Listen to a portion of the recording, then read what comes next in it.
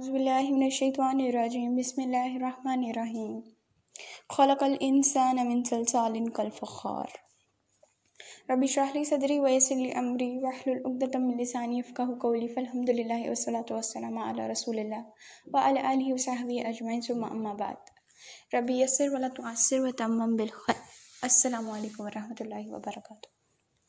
آج سورہ رحمان کی 14th آیا کو ہم ڈسکس کریں گے، جو کہ ہے خلق الانسان من صلصال کالفخار۔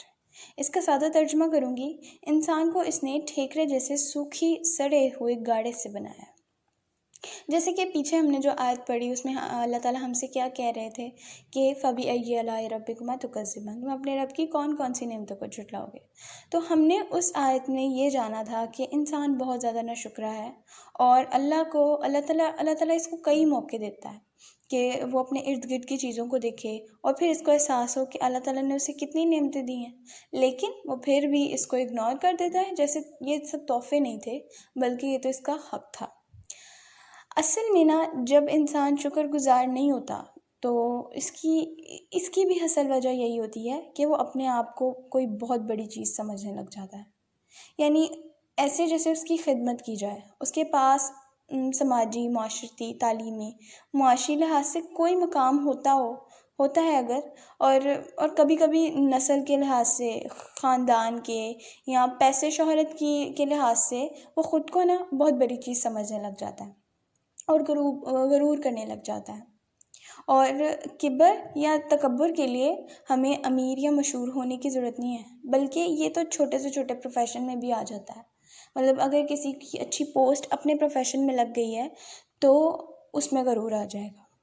یہاں اللہ تعالیٰ ہمیں اپنی اصل سمجھا رہے ہیں تاکہ آئندہ اگر ہم کہنے لگے کہ تمہیں پتہ ہے تم کس سے بات کر رہے ہو، ہم اپنی اصل کو یاد رکھیں۔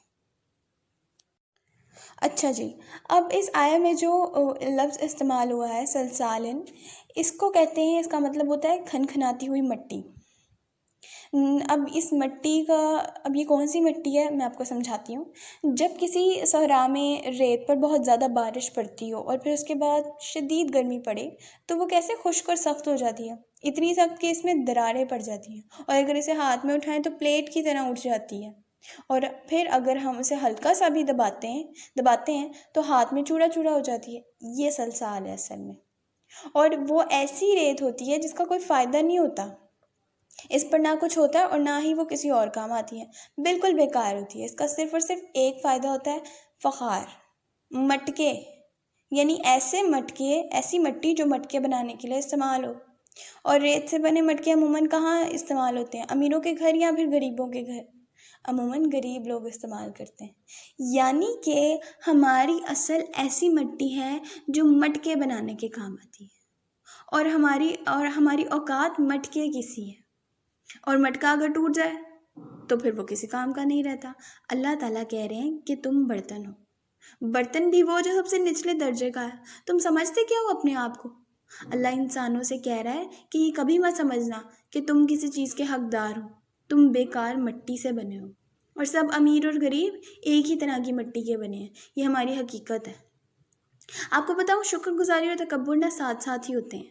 جتنا شکر ہوگا اتنا تکبر کم ہوگا، جتنا شکر کم ہوگا اتنا تکبر زیادہ ہوگا۔